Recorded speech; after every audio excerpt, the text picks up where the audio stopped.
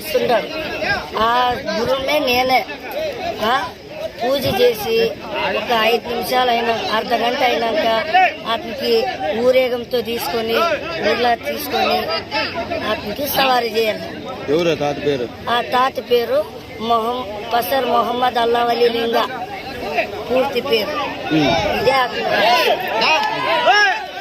తీసి చేసే ఊరికి మంచి జరుగుతుందంటే ఊరోళ్ళు కానీ పెద్ద మనుషులు కావాల్సిన వాళ్ళు తీయనని కళ్ళు ఆర్పుకోకుండా తీసాడని ఈ రోజు గుద్దులు పడుతుంది.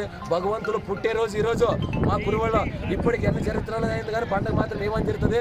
ఈ పిల్లోడు ఏదో తీస్తామని చెప్పి ఏదో పాటు చేసినాడు. మన కుర్రవల్లి గ్రామస్తులకి ఈ దేవునికి ఆ పిల్లోనికి మనకి సంబంధం లేదు.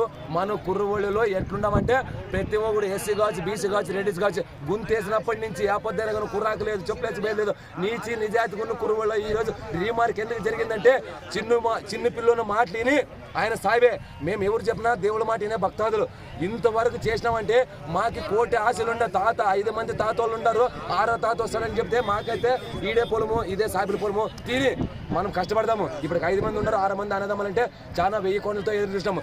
నాకైతే నిన్న రాత్రి నుంచి నిద్ర లేదు.